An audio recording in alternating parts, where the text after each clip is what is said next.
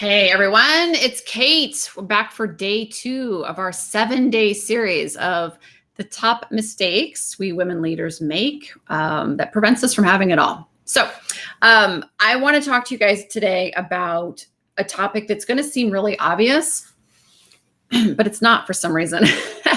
And this may sound strange to some of you. So the topic I want to talk about on day 2 is just one of the reasons we don't have it all.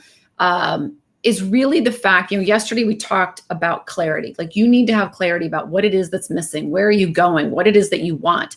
Because without clarity, when we use words like, oh, I want a more balanced life, what does that really mean? Do you know what I mean? Like, what does that really mean? I want to have a more balanced life. Great. So you work 70 hours a week and I don't know, how many is left after that? The other 98 hours are spent for your life. That's pretty balanced. Not. Do you know what I'm saying? Like, what do you really want?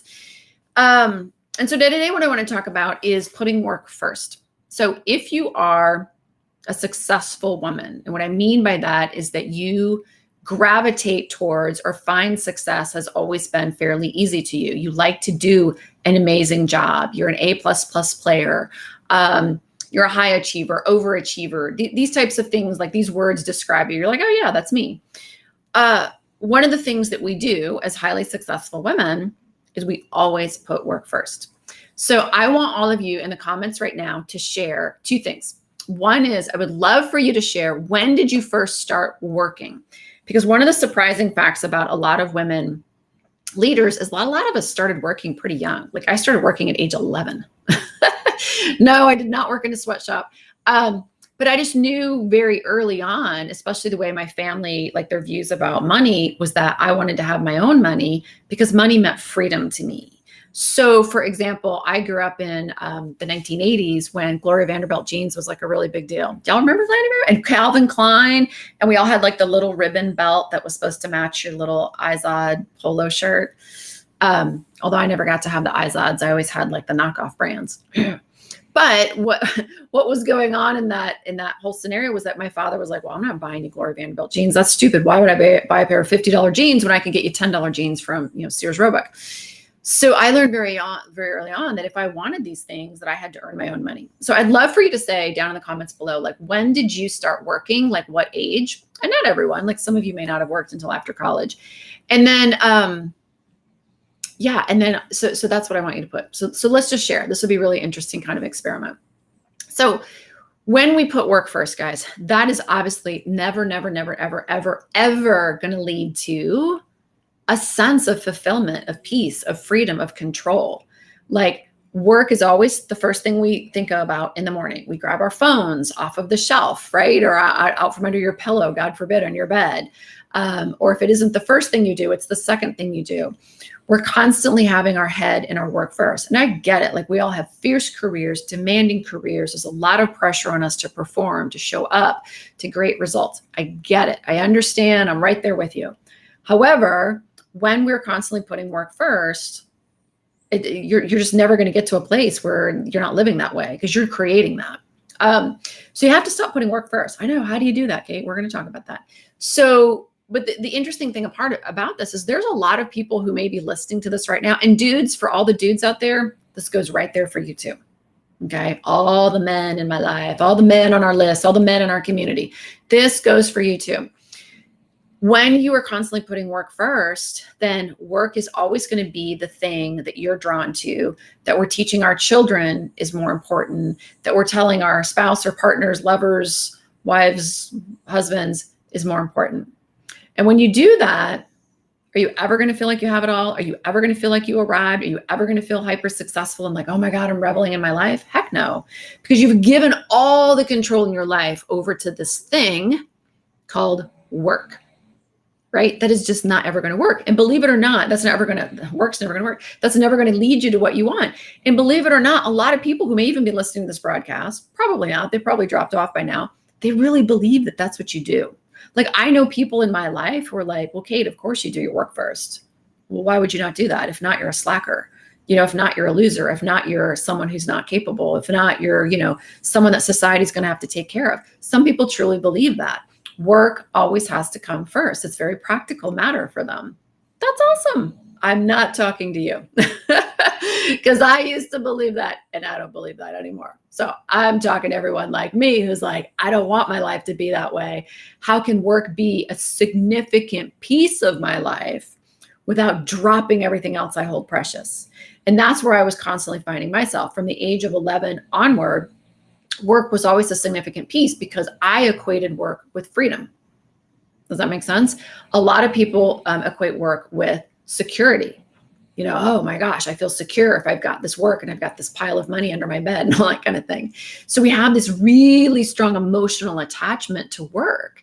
And guys, that just stinks. Like nobody ever said, oh my gosh, Kate's the most fascinating girl. She works. Like nobody ever. Do you know what I mean? Like think about it. We were running around as these like, what is it? Sorry, the words ran out of my head, but like there's no dimension to us. We're just like these flat, uninteresting people. I can't tell you how many times as I was coming up through my career, I was like, I am the worst at a dinner party. Or, I'd start to go to client functions and people would be talking about something they, some world event or something they saw in the news. And I'm like, oh my God, I have no idea. Because all I could talk about was work. Like that was it. One dimensional. That's the word I couldn't find. One dimension. Is that all I was? I couldn't talk to you about anything else. And it was the worst.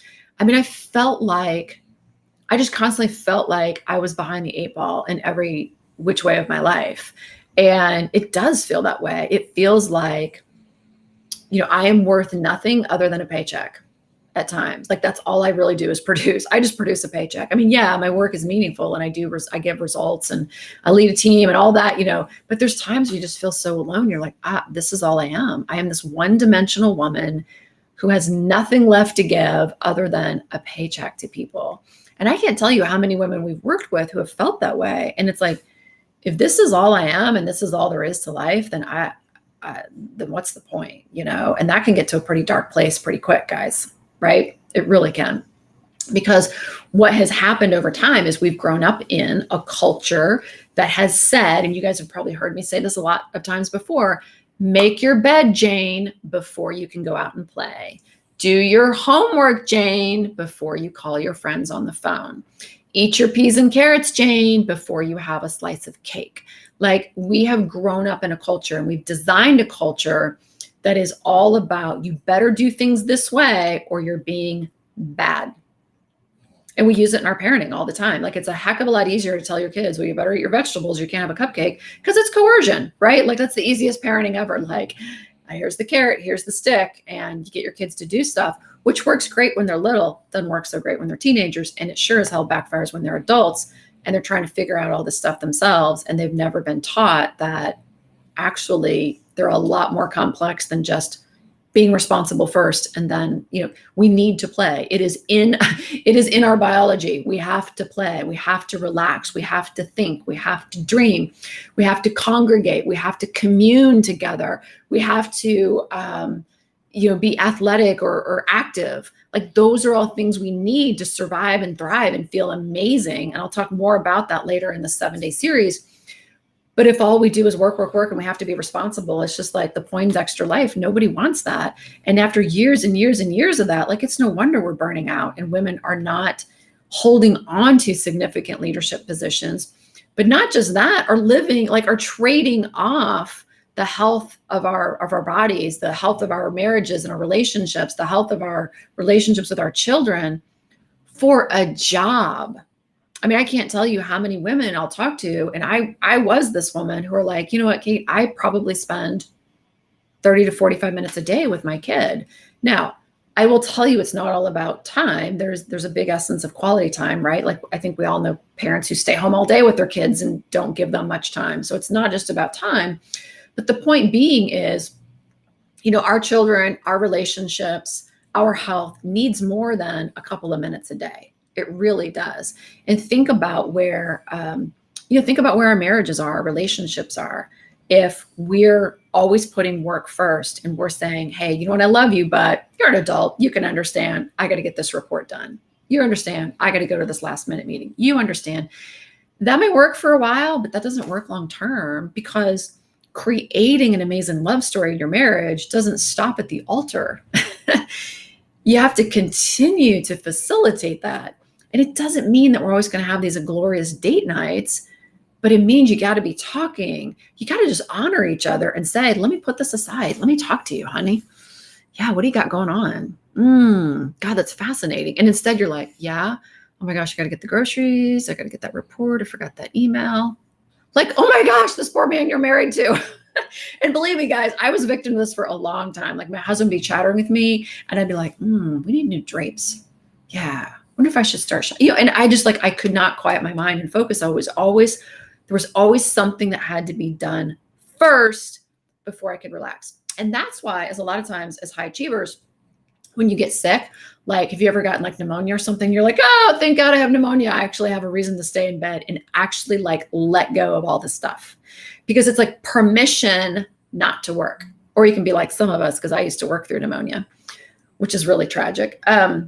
But a lot of things, something will happen, or I hate to say it, there'll be a serious accident, injury, a death, something in the family, and all of a sudden that work that was so important to you, you finally put down. And I used to look at myself and go, really, Kate, is this what it takes? It takes, someone in your family having an incident for you to prioritize work.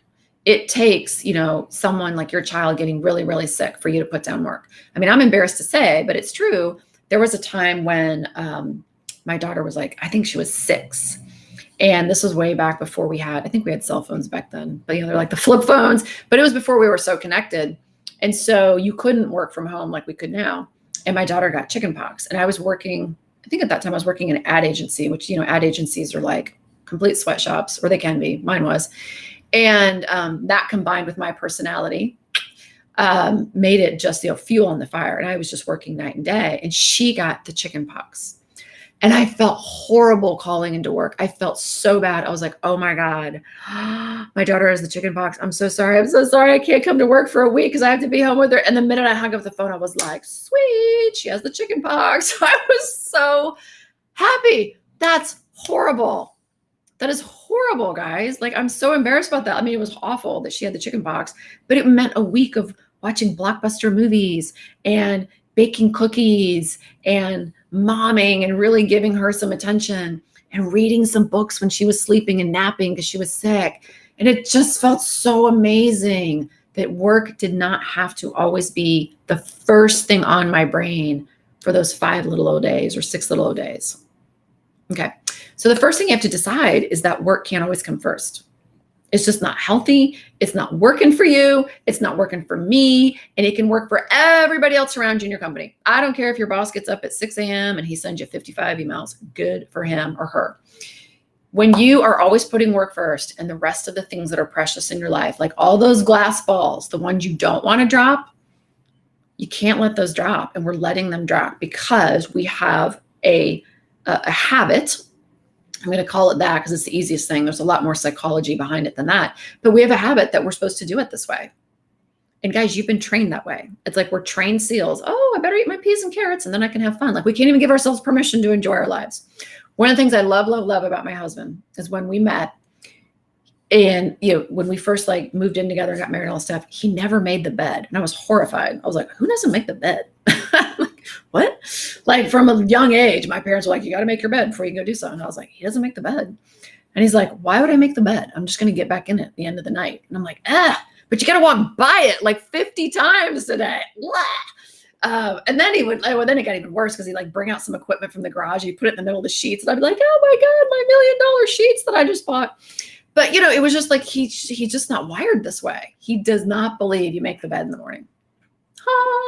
I didn't know you could live that way. I had no clue. So believe it or not, for everyone out there who's listening to me going well, Kate, prove it to me. What do you mean you can't put work first?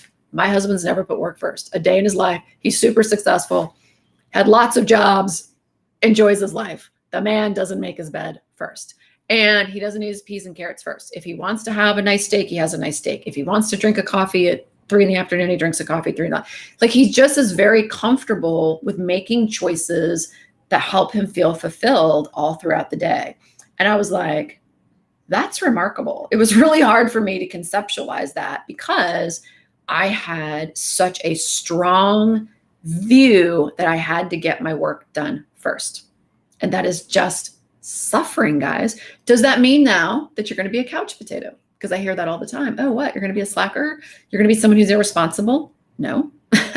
It means that I have the trust in myself, that I have the capacity, and I am worthy of doing more with my life than just work. So I might get up in the morning. In fact, you will very rarely see me doing emails in the morning, but I might get up one morning and go, you know what? I really do need to check an email. I'm worried about somebody at work. I'm worried about a team member. I know I've got a teammate who's waiting on something, and I may attend to that one email in the morning. But then what I'm going to do is go take my morning walk, or go have a coffee with my husband, or go have breakfast with my kids, or go do, a 20-minute workout, or whatever it is. It's like, no. Work is not going to be omnipresent in my life anymore. It's super significant. Love my job. Love what I do. I always have. I've never not liked to work. I love to work, and I'm sure you do too.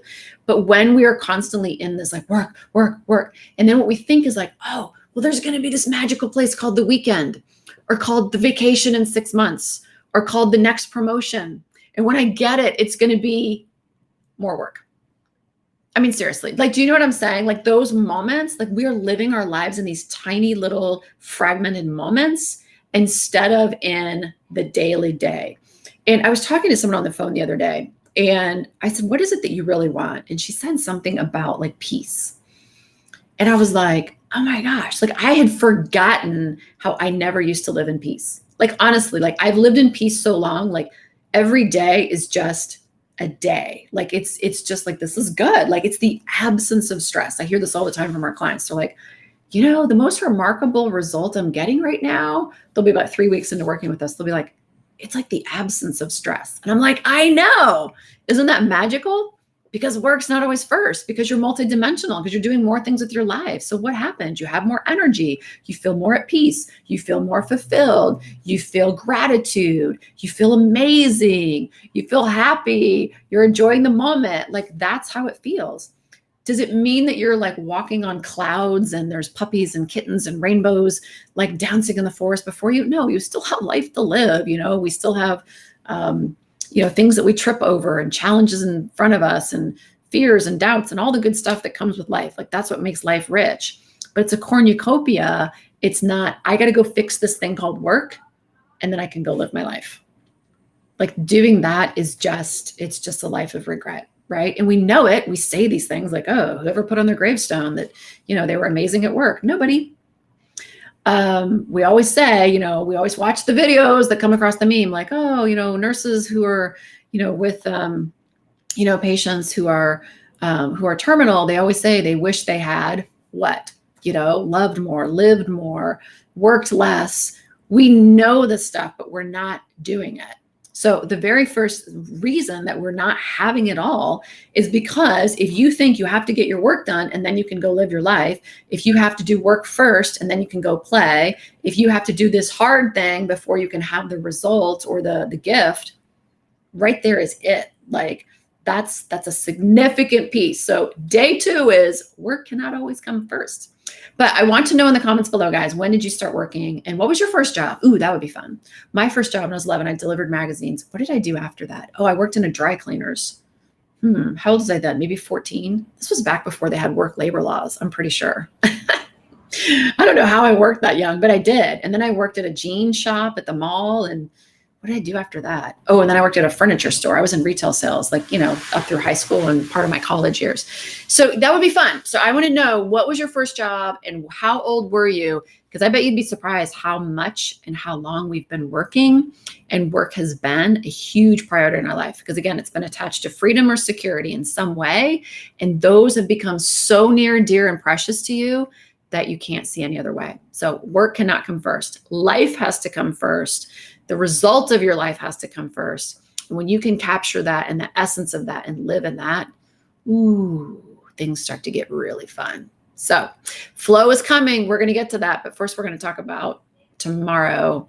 What should we talk about tomorrow? I don't know. I'll make it a surprise. So I'll see you for tomorrow's broadcast.